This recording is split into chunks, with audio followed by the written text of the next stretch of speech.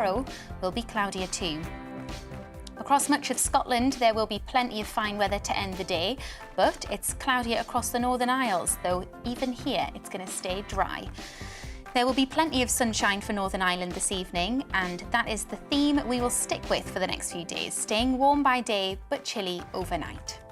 Tomorrow, thick cloud will feed in from the east overnight, but sticking with clear skies further west, meaning it will turn chilly, and that's how your weather is shaping up overnight into tomorrow morning.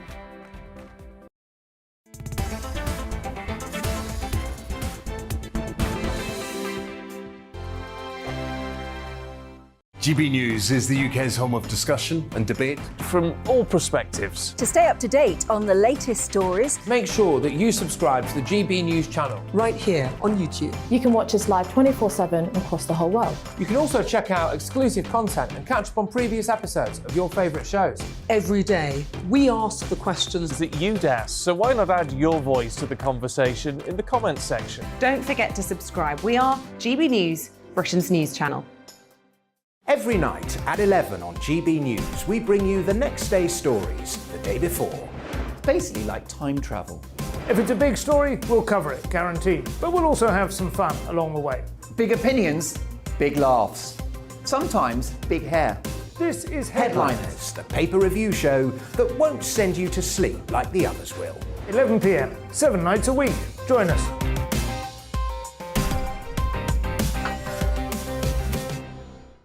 Hello there, I'm Eamon Holmes. And I'm Isabel Webster. And we hope you can join us for... Breakfast with Eamon. And Isabel. You make me laugh out loud, belly laugh. Is that important first thing in the morning? Yeah, absolutely. And there's me trying to be deadly serious. News is a serious business. Yeah, I have to rein you in sometimes. Well, it doesn't stop us laughing at it. It doesn't stop us having an opinion on what's going on. Yeah. And it certainly will not stop us reflecting what you think. Weekdays from 6 to 9:30 on GB News. I'm Dan Wootton. Join me Monday to Thursday from 9 to 11 for the feistiest and most fun news debate on TV, where free speech reigns. I'll bring you a sharp take on the day's biggest stories, bombshell newsmaker interviews, and A-list guests. And I guarantee you, no spin, no bias, no censorship, and no reason to go to bed. That's Dan Wootton Tonight, Monday to Thursdays from 9 on GB News.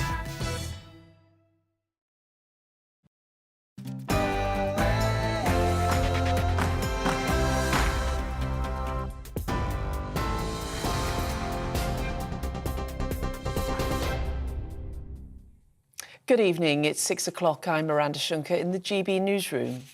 First tonight, the US president says the war in Ukraine will not be resolved in days or months and that we need to steel ourselves for the long fight ahead. He's been delivering a speech in Warsaw after meeting Ukrainian refugees and the Polish president to discuss the humanitarian response. I visited your national stadium where thousands of Ukrainian refugees are now trying to answer the toughest questions a human can ask. My God, what's going to happen to me? What's going to happen to my family? I saw tears in many of the mothers' eyes as I embraced them. They're young children. They're young children, not sure whether to smile or cry. Well, the mayor of Kiev, Vitaly Klitschko, and his brother Vladimir are warning the world is at risk if Russia targets Ukraine's nuclear plants. In an interview with GB News, the Klitschko brothers said they're grateful to Britain and the US for the support they've received, but it's just not enough. Putin's Russia is doing right now, destroying actually its own people, destroying life, destroying stability in the world, destroying nuclear power plants that were on fire. And this is something that the world needs to pay attention to. Meanwhile, the governor of Ukraine's Lviv region says more explosions have hit Lviv city. Infrastructure has been struck, but he says residential buildings have not been damaged. Witnesses reported hearing 3 explosions in the outskirts, with black smoke seen rising from the northeastern side of the city. Well, the Mayor of London joined a solidarity march in the capital today to send a message of support to the people of Ukraine. Sadiq Khan said the UK should be doing much more to aid Ukrainian refugees. 150,000 families in the UK have now stepped forward as part of the Homes for Ukraine scheme, with 20,000 visas already granted. Londoners over the last few weeks have shown that we're opening our arms to Ukrainian refugees, whether it's by donating money to those charities doing a brilliant job in Ukraine and just outside Ukraine, or whether by opening our homes to those fleeing Ukraine. It is important that over the next few days and weeks we make it far, far easier, much more easier for those who are fleeing Ukraine to come here. Well, in Northern Ireland, a free public transport scheme will be introduced for Ukrainian refugees from March the 30th. In other news, protests have been taking place at UK ports over the sacking of hundreds of P&O Ferries staff as calls grow for the company's boss to quit. What do we want? When do we want it? Meanwhile, a P&O ferry has been held in Northern Ireland for being unfit to sail over issues with vessel documents and crew training. The operator replaced 800 seafarers with agency staff on cheaper salaries just days ago. Well, our East Midlands reporter spoke to Steve Doran, national organiser of Nautilus International, at a protest in Liverpool, who said he's still in shock at what's happened. We call on government to take immediate action. We want the 800 seafarers reinstated, or alternatively we want P&O's licence in the UK to be raised, and the government needs to consider becoming the operator of last resort if we can't find someone to run the business in the appropriate manner. Well, on TV, online and DAB+ radio, this is GB News. We'll have more news at the top of the next hour.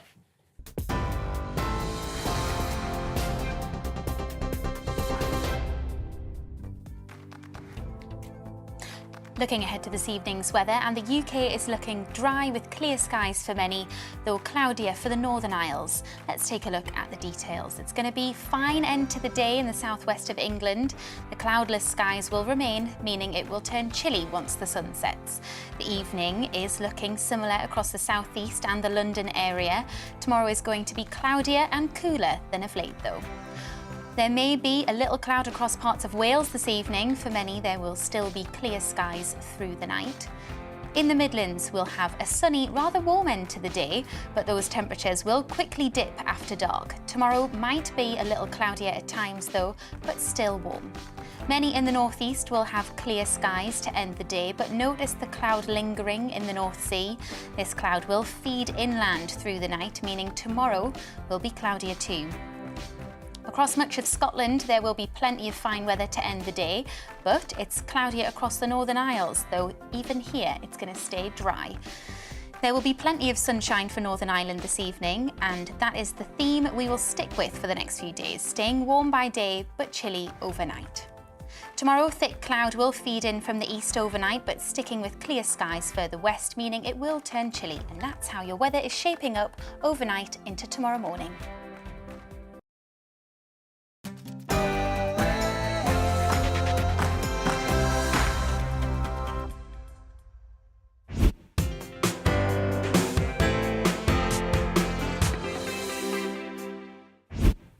Hello, this is Saturday's Selection on GB News. I'm Esther McVeigh. And I'm Philip Davis. Shortly we'll be speaking to Reform UK leader Richard Tice about his party's call for a referendum on the country's net zero carbon policy. But first, we're delighted to be joined in the studio by celebrity chef and television presenter Kevin Woodford to go over some of the week's top stories. So, Kevin, what has caught your eye? Quite a lot going on, really, isn't there? It really is. But, you know, one of the things that we've had the lockdown situation, and there was an item in the news this week where it states that around about 135% increase in divorce rates. OK, now I wondered what that was about, and looking into it, you think, well, is it because we're locked together for 2 years, man and wife or partners? Will that bring us closer together, or will it actually drive us apart? And they reckon 62% of the ladies initiate the divorce, and it makes you wonder why. And there's a great book by a guy called Matthew Frey, whose wife decided end of relationship because he left dirty glasses by the sink, right? And you think, well, is that really fair? But when you analyse it, and he did, right, after she left him and took a little boy away, he thought, well, perhaps she's got something going on here, because I don't know how you, Philip, I'm sure you never leave your undies on the bathroom floor, do you?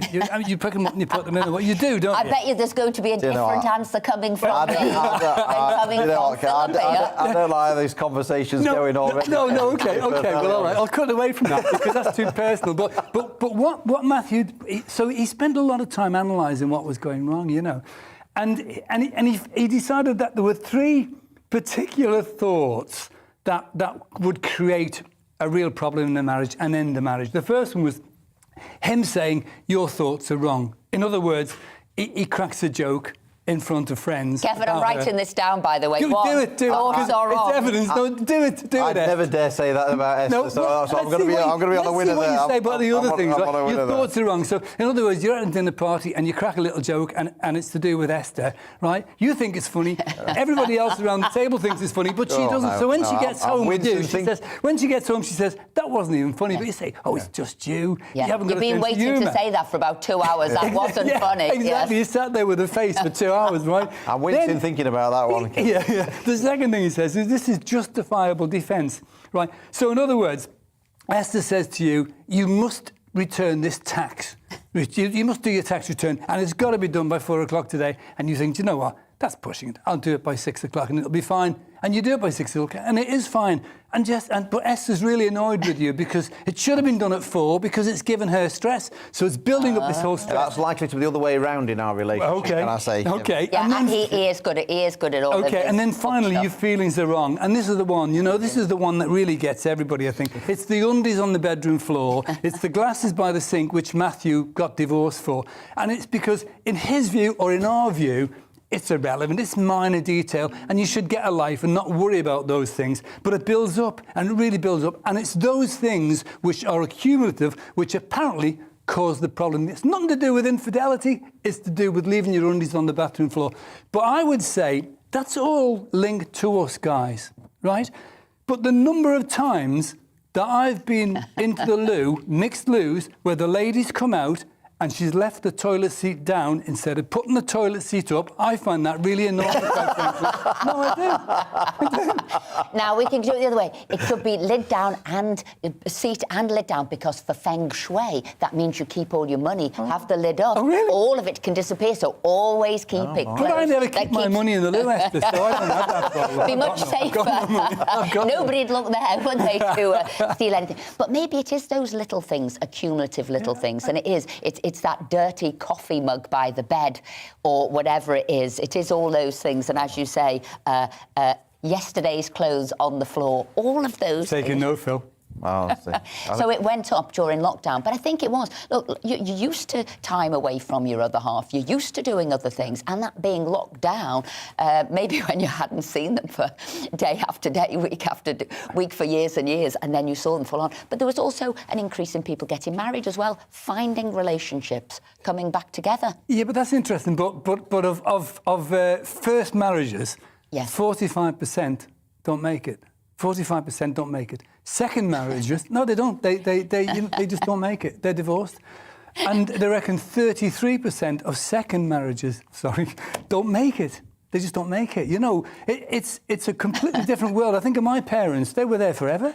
You know, there was... I don't know. You're good at doing all the maths and the stats. So we were a lockdown wedding. Lord knows what percentage we've got for success there. I was first, marriage, 45%. You were second, 32%. So do the probabilities. Do we stand a chance, or are we over by next year? I'm not sure. Have I introduced something that I shouldn't have introduced to?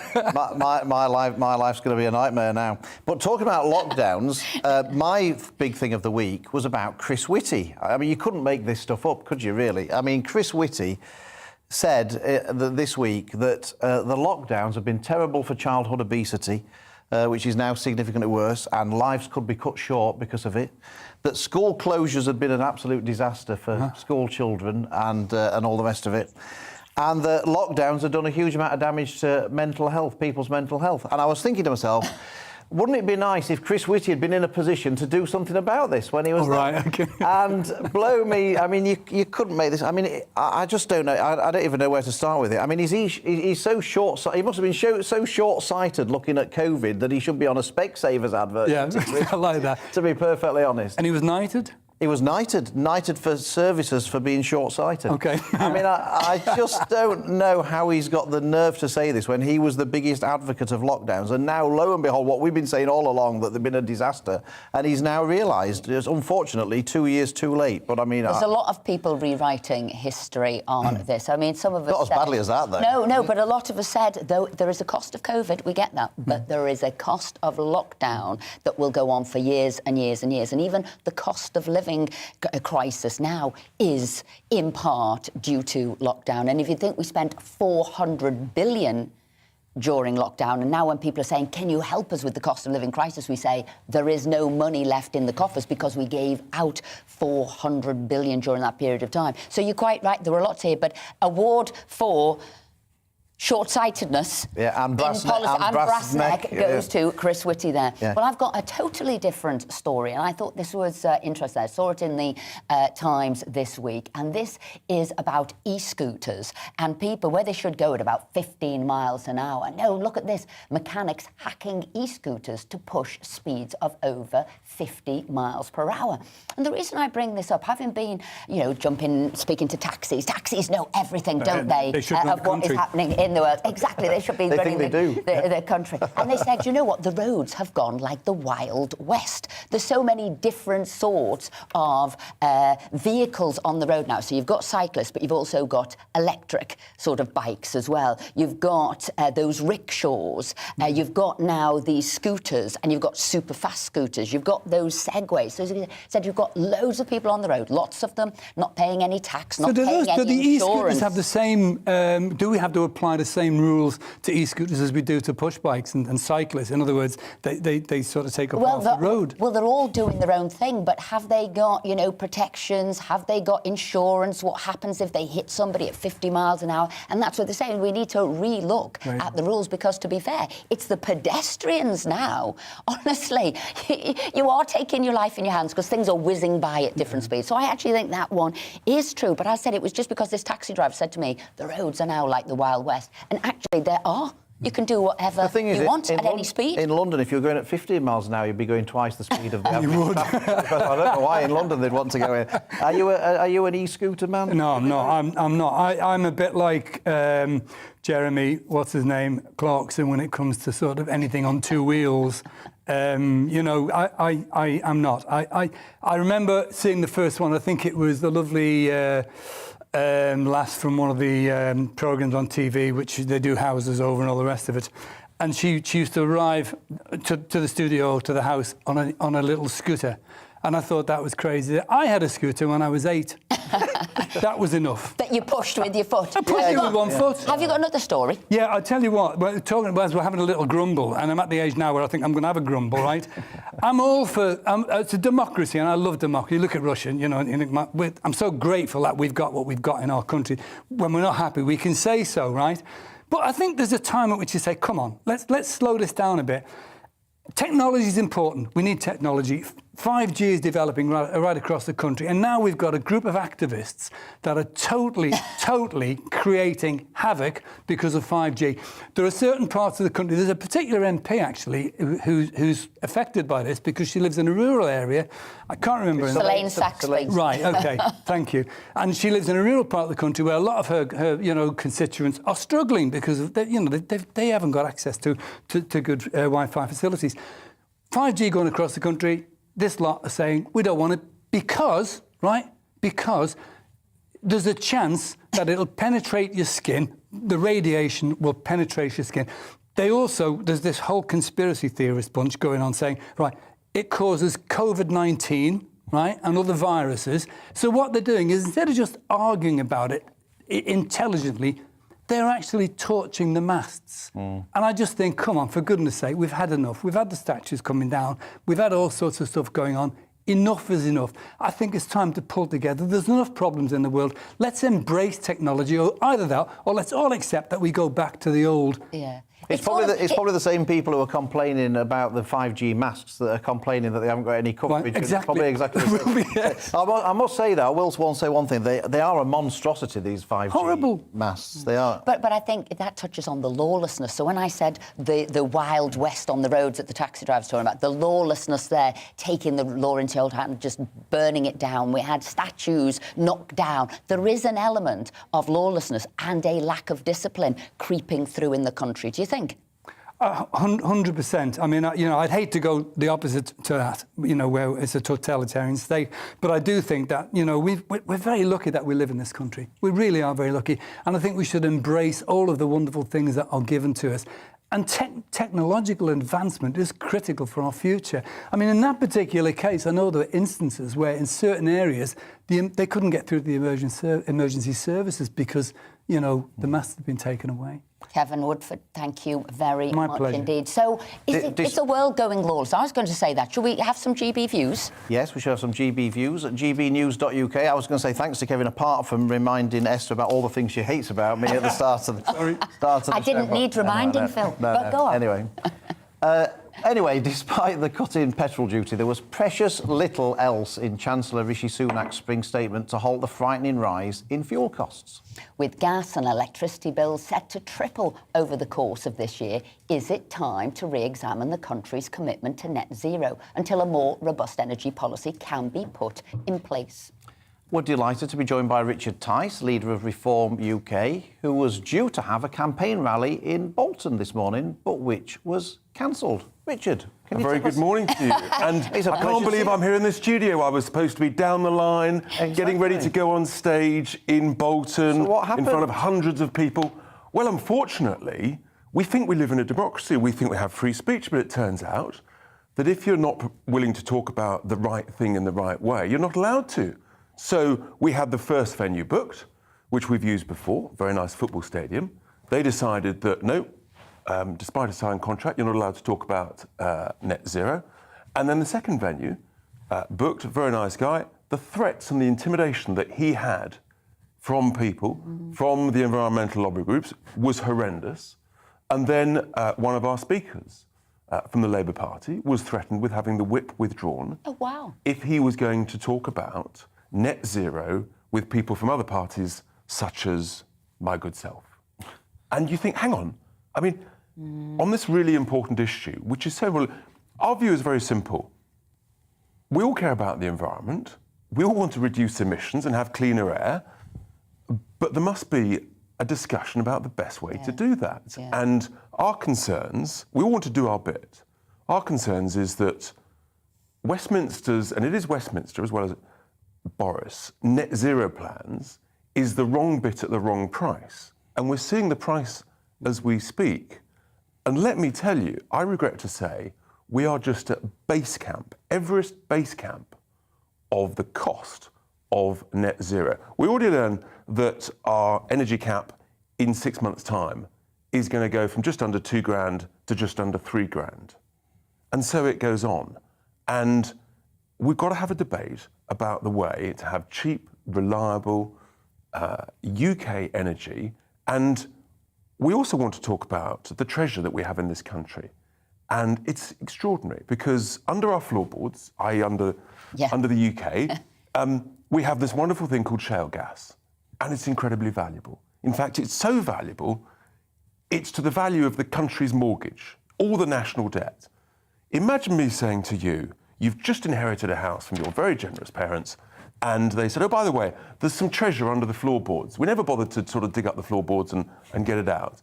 You say, well, do you know what? I think I might go and find a screwdriver that can undo the screws, lift the floorboards, and dig out the treasure because it's that valuable. And imagine how easy life would be for the Chancellor when he's giving his spring statement if he doesn't have to worry about the finances because all of this value has been created and extracted. So what do you think all of the upset was and all of the bullying and intimidation that you couldn't have this big event today? Was it on the referendum on net zero or was it people anti-shale? Because there's two different things going on. They're two different things. You're quite right, Esther, and it's a bit of both. Look, there's a lot of money in the vested interest making huge sums in renewable energy, in these huge wind farms, offshore wind farms, massive subsidies. I mean, off-the-scale subsidies. There's a reason why there's 25% of your electricity bill is what they call environmental levies. That's subsidies to rich, mainly overseas investors, wealthy landowners, taking money from the poor and giving it to the already wealthy. So there's the vested interest there. And you want that to go, that 25% off fuel bills. That should and that go. could help the VAT, on the fuel costs. The VAT on fuel bills should also go. That was a Brexit promise that the Prime Minister seems to have forgotten. And then also, we should be using shale gas. But of course, there's lots of people who don't want shale gas because they've got other interests. And let's remember, it turns out, and it's been written about in all over the place, that many of the environmental lobby groups, their funding came from Russia. Why? And this was all over Europe, because Russia wanted to make Europe dependent on its gas. The last thing Russia wanted was a shale gas industry in Romania, Poland, Bulgaria, Spain and the UK.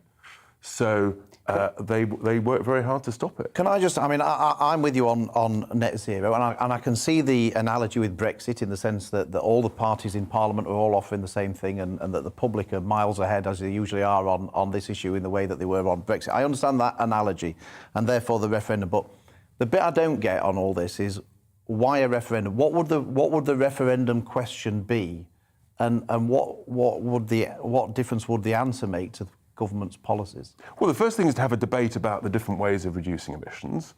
And then it's always a matter for the Electoral Commission to say, right, this is the question. But the point is that at the moment we're not allowed to have a debate. And if Westminster's only offering one solution, if all the main parties have the same net zero objective in their manifestos, the public haven't got a choice. So at that point, when you get a situation where Westminster's completely out of touch with the people, actually a referendum is the right way forward, particularly for something which is even, do you know, it's actually more important than Brexit in people's pockets.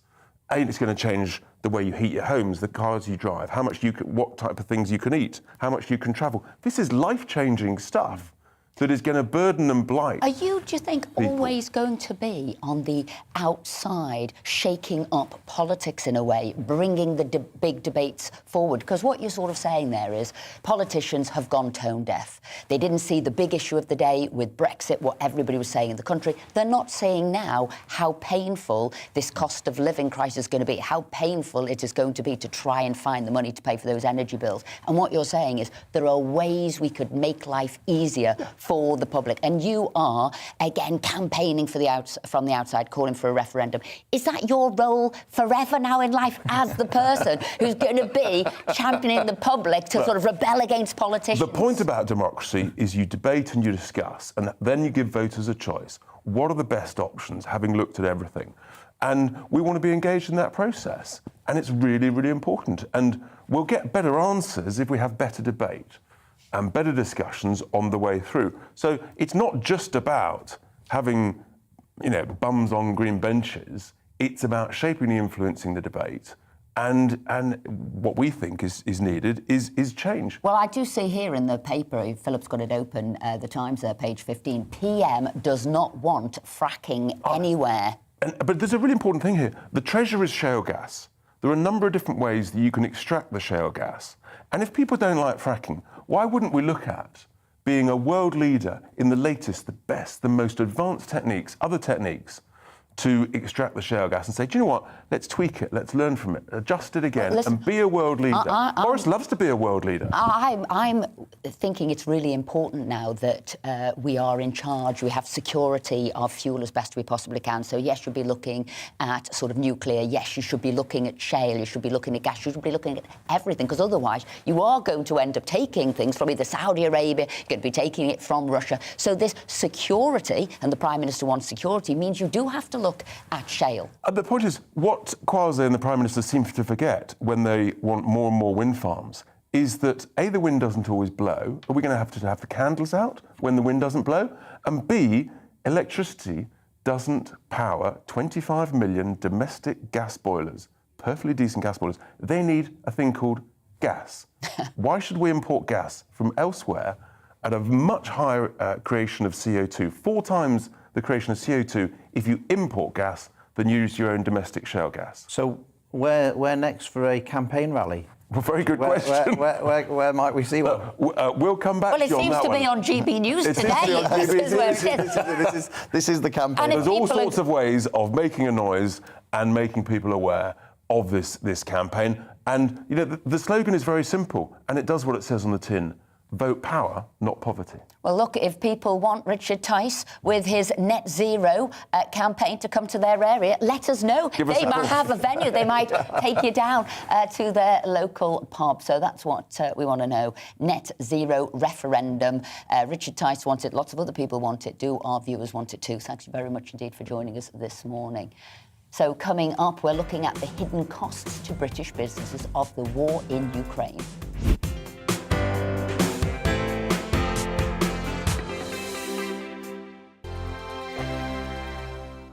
GB News is the UK's home of discussion and debate from all perspectives. To stay up to date on the latest stories, Make sure that you subscribe to the GB News channel. Right here on YouTube. You can watch us live 24/7 across the whole world. You can also check out exclusive content and catch up on previous episodes of your favourite shows. Every day, we ask the questions that you'd ask, so why not add your voice to the conversation in the comments section? Don't forget to subscribe. We are GB News, Britain's news channel. Every night at 11 on GB News, we bring you the next day's stories the day before. It's basically like time travel. If it's a big story, we'll cover it, guaranteed. But we'll also have some fun along the way. Big opinions, big laughs. Sometimes big hair. This is Headliners, the paper review show that won't send you to sleep like the others will. 11 p.m, 7 nights a week. Join us.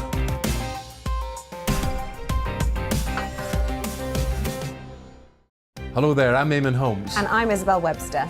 And we hope you can join us for Breakfast with Eamon. And Isabel. You make me laugh out loud, belly laugh. Is that important first thing in the morning? Yeah, absolutely. And there's me trying to be deadly serious. News is a serious business. Yeah, I have to rein you in sometimes. Well, it doesn't stop us laughing at it. It doesn't stop us having an opinion on what's going on. Yeah. And it certainly will not stop us reflecting what you think. Weekdays from 6 to 9:30 on GB News. I'm Dan Wootton. Join me Monday to Thursday from 9 to 11 for the feistiest and most fun news debate on TV, where free speech reigns. I'll bring you a sharp take on the day's biggest stories, bombshell newsmaker interviews, and A-list guests. And I guarantee you, no spin, no bias, no censorship, and no reason to go to bed. That's Dan Wootton tonight, Monday to Thursdays from 9 on GB News.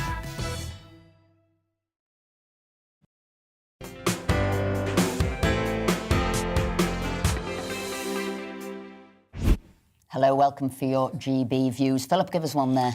Well, Keith says, if I ruled the world for a day, then I would disband this inept and self-serving cabinet and replace them with a cabinet chosen and led by Nigel Farage. So, controversial one there, Keith. We've got Tim Rice coming on to tell us what he would do if he ruled the world for a day very soon, so we'll see if he would choose that too. We've seen the headlines about fuel prices and rising inflation, but what about the hidden cost of Russia's war on Ukraine? A lot of British businesses have been forced to pull out of Russia because of sanctions. But there are also a number of companies that had operations in Ukraine which have also been badly hit. Joining us in the studio is Darren Selkis, Chief Executive of the YouView Group. Darren, tell us about your business and what's been sort of happening. Our company is the YouView Group PLC. We manufacture and trade wood products all over the world, specialising in decorative wood surfaces and veneers. Over the last 2 years, been a lot of chaos due to COVID, lockdowns, restrictions. So when war in Ukraine started and we have a joint venture plant in West Ukraine, there was added chaos. And you know, you've got a factory there, isn't it? It's on the border of Poland. And how have the staff been? What's happening to the factory? Can you still work there? I mean, what is going on in your factory? Well, fortunately, we're about 500 kilometres away from where the ground fighting is going on. So there's no physical attacks going on the ground, but there are air attacks and missile strikes in the region.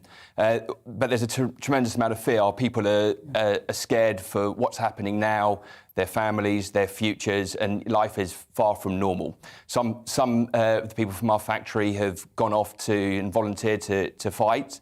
Others have volunteered as medics and gone off to those hot zones and helping the wounded. So there's not a good feeling at our plant, and people are very, very scared.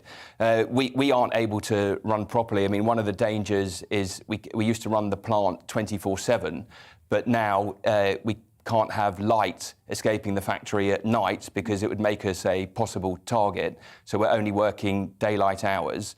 And during those daylight hours, the people are far from working normally. You know, they have other things on their mind. How many people do you employ there? 350. Gosh. And see, people don't think about this, do they? That, you know, where you would have got sort of wood for, whether that's windows, laminate floors, furniture, wood frames, whatever it is, a whole construction industry. People don't think that those factories are in these parts of the world, and now the staff can't work there. So what impact is all that going to have coming forward on the prices of, as I said, flooring, construction, DIY, furniture? Well, we manufacture a raw material that's used we sell business to business. And we sell to British companies, for example, making doors or furniture or panels, and all of that ends up in construction. So it's quite a long supply chain. When something happens to the cost of our raw materials, whether there's a shortage of logs or shortage of production, that it takes quite a while to filter through to our customers and then to the construction industry and the end market. So there is a time lag. What we're experiencing in our industry in the huge inflation now is not a result of Ukraine yet, and the sanctions on Russia. It's a result of what happened over the last 2 years and the lockdown. So our industry is already on its knees. So when you add something else in, like what's happening in Ukraine, and Russia was the third biggest timber exporter in the world, and there's sanctions on them, and quite frankly, nobody wants to buy Russian products anymore. So when those items are gone, you have to replace it with something else. And so what you're saying is nobody is feeling the impact of this Russian-Ukraine war yet. All of the price inflation so far is just coming from COVID, and that was, the world being locked down, now open up, and you've got that on wage inflation, you've got that on travel, fuel costs, cargo, everything. Fuel was almost immediate because everyone knew that oil and gas comes from Russia and through Ukraine. But in our industry, yes, absolutely hasn't hit yet. Probably will start hitting over the next month, but it will get worse over the next 6 months with the shortages and demand far outweighing supply, and those supply constraints forcing prices up. And are there other places in the world where they can increase their production levels of wood to make up for the loss that's going to be coming from Russia? Or two things. Firstly, normally yes, but our industry is already on its knees after suffering through COVID. I mean, another one of our plants, the first 6 weeks of this year, we were running at 50% capacity with most of our employees off isolating for Omicron or showing symptoms, albeit very light. And we've never caught up from that. So the shortages were there already, and we're already on the back foot. That's one. The second thing is normally the global market is able to react to a shortage in one particular place. But due to global shipping basically failing, it's now so expensive to ship product from another place that can produce it competitively that it's now not competitive to ship it in, or there isn't shipping available to do so. So it adds complexity to that global supply chain. So what are you going to do? There's inflation. Huge inflation, shortages. We have substitute products that we are producing, not what people want, but people accepting it because it's what's available or can be produced cheaper. Ukraine produces probably a quarter of all the oak veneer in the world. Now, that's not particularly sexy if you don't know what oak veneer is, but when you take out a quarter of a product of global supply, the impact is enormous. There will be inflation. And if there's not inflation, you can't have what you want anymore. You have to have something else. And it all leads through to that cost of living crisis and everything becoming more expensive for everybody. And what I was reading about as well, because we talk about Ukraine, but I also want to talk about the regular working folk in Russia too, who, because of sanctions now, haven't got a job and they're left penniless and poverty-stricken. They're wanting to flee the country. I was even looking at things like Nestle. They've just got rid of 7,000 people, just regular workers in Russia, because nobody wants to buy their products and the sanctions we've put on them as well. And like you've just said, 60% of some of this wood comes from Russia. Are all of those people going to be without a job? I mean, that was more or less the plan of the sanctions. We wanted to punish Russia and force them to, economically to withdraw from Ukraine. So, Putin said it's an economic war. And yes, that is what the West is doing to try and get Russia to leave Ukraine and end the war. So yes, Russian people are going to suffer. You have a story as well. Well, I was speaking to somebody who's taken a Ukrainian refugee in, and the refugee was saying that where they are in Ukraine, there's a lot of Russian nationals there, and actually the Russian nationals have had their pensions taken off them. They're not getting paid their pensions, and so there's lots of Russian nationals in Ukraine who are because of the sanctions. They're not having any income, and the Ukrainians are actually helping destitute Russian nationals because they're not getting any pensions. I mean, which is a heartwarming thing for happening, but it's amazing the knock-on impacts of what's going on. And that's why we called you in here today, Darren, because you're very close to what's going on. You've got businesses, as you were, factories around the world. You've got it in Ukraine, and you can see firsthand what's happening with the jobs, the factories, the supply, but then what the cost is going to be to us in the UK in the next 6 months with inflation. Well, I mean, that's the absolutely frightening thing. We've already got terrible inflation and a cost of living crisis, and it's going to get worse. What's happened in Ukraine and the Russian sanctions are going to have an increased effect over the next 6 months and make things worse. And quite frankly, a 5p cut in fuel duty is going to do absolutely nothing at all to help the people in the country and the people that need it most. Something a lot more needs to be done and changed. Darren Selkis, Chief Executive of YouView Group, thank you very much for joining us, and we wish all your staff in Ukraine all the very best. Thanks, Philip. Thanks, Esther. Oh. Coming up, we're joined by a genuine legend of the music industry, Sir Tim Rice, so stay with us.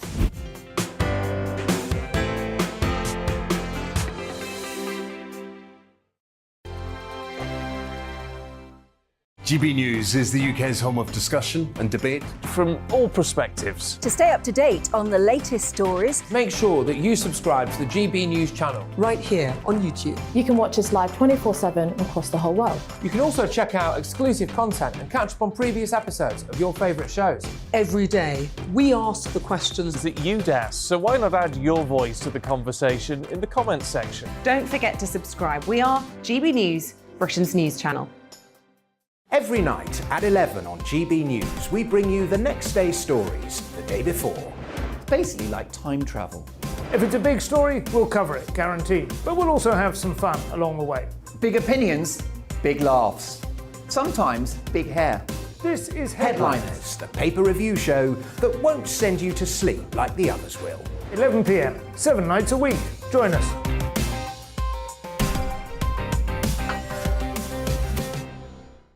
Hello there, I'm Eamon Holmes. And I'm Isabel Webster. And we hope you can join us for Breakfast with Eamon and Isabel. You make me laugh out loud, belly laugh. Is that important first thing in the morning? Yeah, absolutely. And there's me trying to be deadly serious. News is a serious business. Yeah, I have to rein you in sometimes. Well, it doesn't stop us laughing at it. It doesn't stop us having an opinion on what's going on. Yeah. And it certainly will not stop us reflecting what you think. Weekdays from 6 to 9:30 on GB News. I'm Dan Wootton. Join me Monday to Thursday from 9 to 11 for the feistiest and most fun news debate on TV, where free speech reigns. I'll bring you a sharp take on the day's biggest stories, bombshell newsmaker interviews, and A-list guests. And I guarantee you, no spin, no bias, no censorship, and no reason to go to bed. That's Dan Wootton Tonight, Monday to Thursdays from 9 on GB News.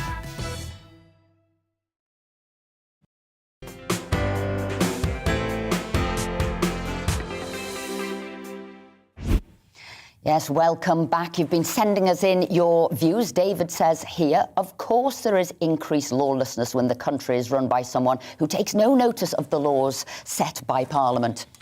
Paul says we need to look after the environment, but carbon zero and net zero is nonsense. James says this country is ridiculous. There is 500 years' worth of coal under our feet that is sat there doing nothing, all because of those people screaming about global warming.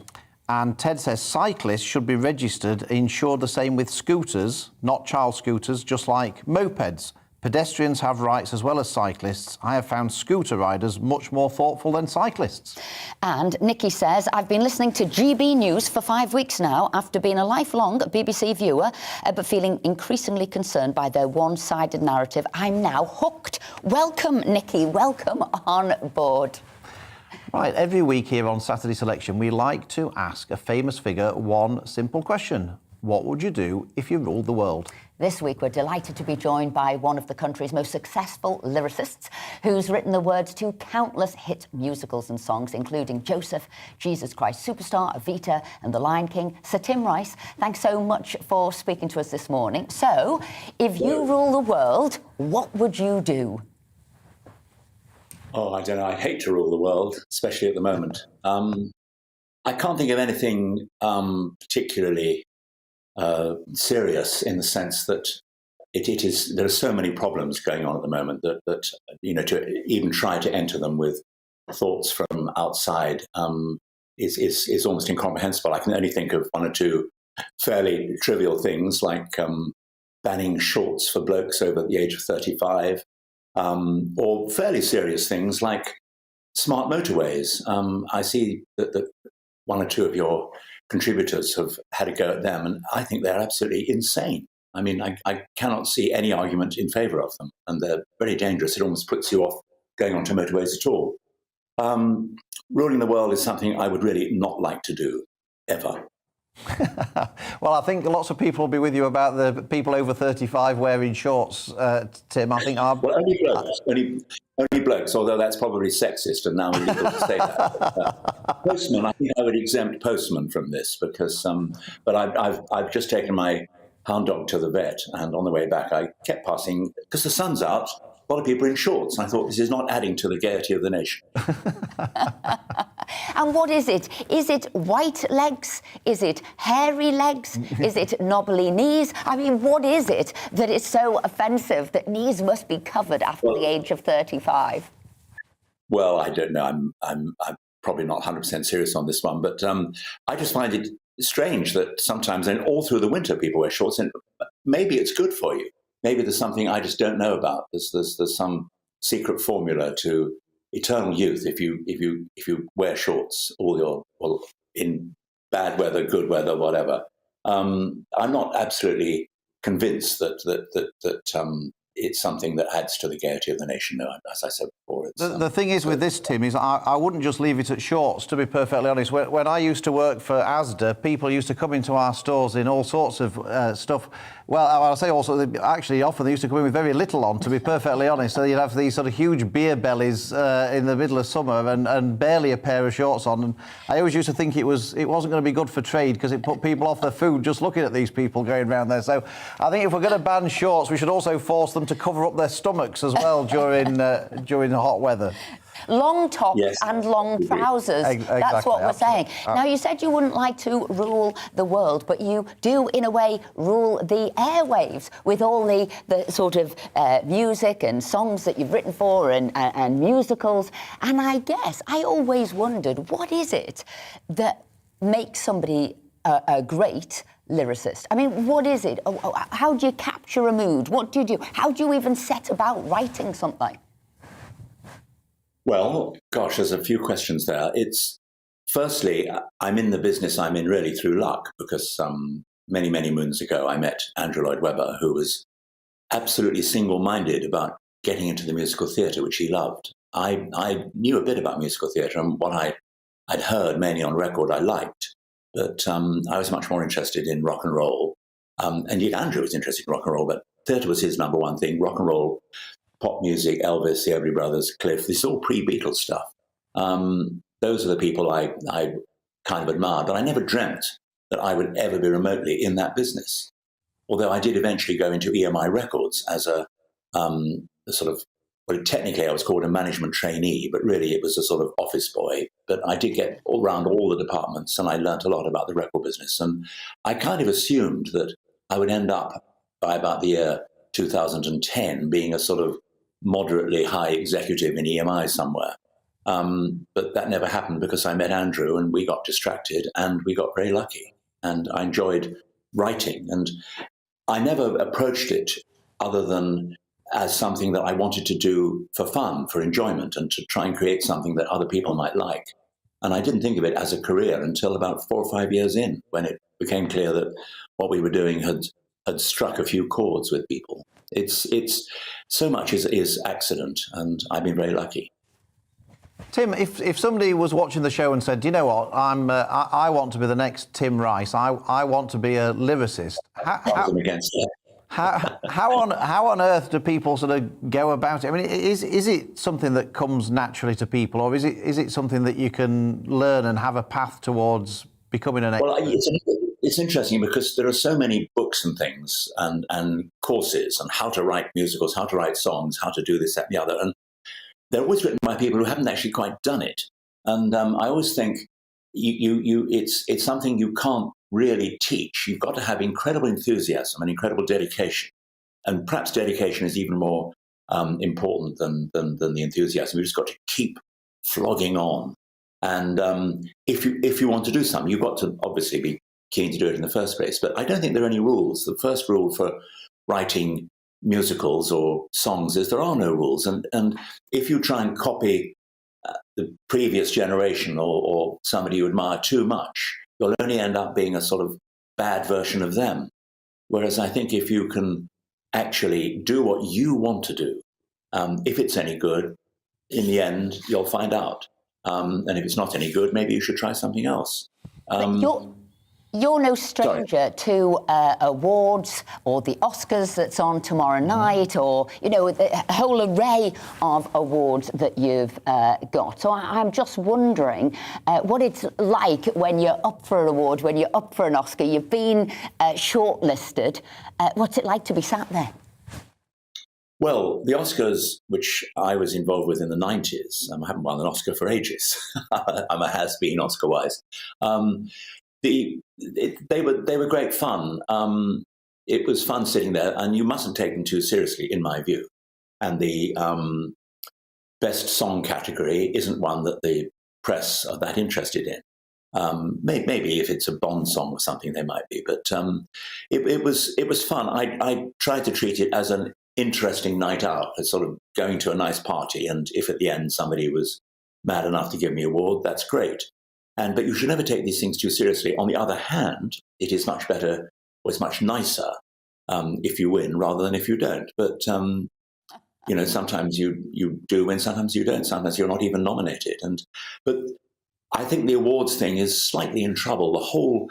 Every awards show one watches now, and I must say I haven't been to one for a while, they don't really seem to work as well as they did, whether it's because people try and get too political, try and air their own personal views, and forget that it's really about entertainment or not, I don't know. But the Oscars are in trouble. The audiences for the TV have gone plummeting.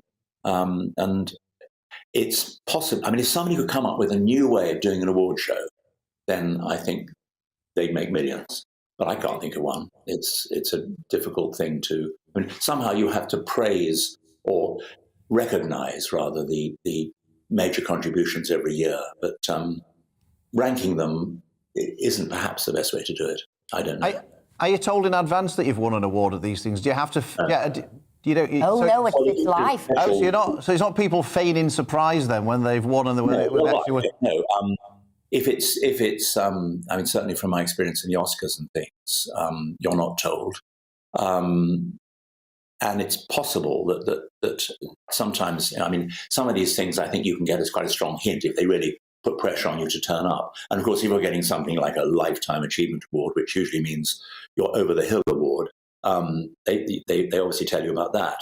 But no, I mean, Oscar-wise, I hadn't a clue whether we were in with a shout or not. It was quite exciting, therefore. You maybe haven't won an Oscar for a while because your virtue signalling wasn't good enough in your acceptance speech, Tim. Maybe you needed to do some better virtue signalling. No, I think it's mainly because I haven't written any songs for a film for a while. That's probably the main reason. But my last acceptance speech, I think I thanked Dennis Compton, the famous cricketer, which, as Dennis Compton, one of my childhood heroes, was not very well known in Los Angeles. It was slightly baffled the audience. But I have to say there ought to be a law against making too many political statements if you're just getting an award for a song or something. Now, this isn't an insult here, Tim, but I believe you're a sod. I am a sod, yes. This is a member of the Society of Distinguished Songwriters, SODS. And it's a wonderful society. It's really just a gathering of friends who write songs. And they tend to be, not exclusively, but they tend to be songwriters who are not performers. And they were a huge contribution to British popular music in the 20th century, and indeed still are. But the emphasis on songwriters who don't perform as well has slightly disappeared. Most of the best and most successful songwriters of today are all performers, which is fine, of course. If they're the best, then good for them.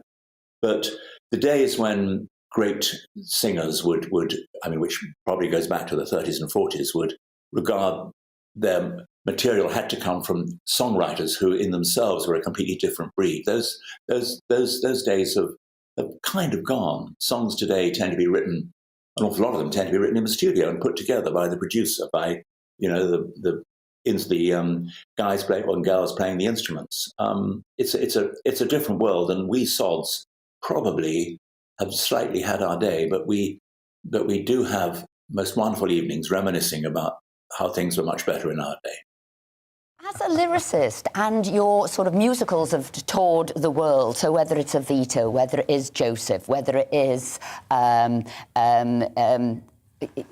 Chess, what happens when they're translated to other languages? Do you say they've ruined my words, or do you not understand it enough to know if they've ruined what you've carefully crafted for this musical? Well, I wouldn't know, as I don't speak most of the languages they've been translated into, but you can get a feel whether the show's working by the enthusiasm of the audience, or lack of enthusiasm of the audience. And it's quite, I mean, I quite enjoy going to see, I mean, I went to see Joseph in Czech once, and it was, I don't speak Czech, I don't speak a single word of Czech, but it was great because one was able to, in a way, listen to the music in a way without worrying about whether they get the words right. I assume because the way the actors moved, it was a good translation. But it's quite nice to be able to sit and watch one of one's own shows and not worry about one's own contribution. I just think, yes, Andrew wrote some great tunes there. I mean, I knew that all along, but it's wonderful not to panic whether somebody gets one word wrong, which you do if it's in English. If somebody gets a word wrong, I go, which is silly because it usually doesn't matter. But so it's great fun seeing some of these shows in foreign languages, and it feels great to feel that stuff you've done, even if mine is translated, has actually made it to other countries. And it's the story that matters almost more than anything else. So if you're telling a good story, that can often work in any language. So Tim Rice, it's been an absolute pleasure for you to join us on the show today. Thank you so much for taking the time and sharing us your insights, particularly about the Oscars, which I was particularly interested in. And about those over 35 wearing shorts.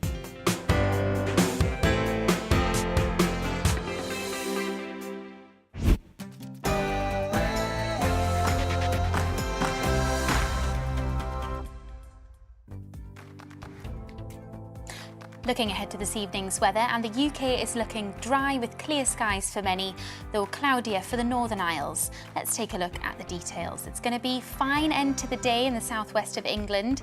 The cloudless skies will remain, meaning it will turn chilly once the sun sets.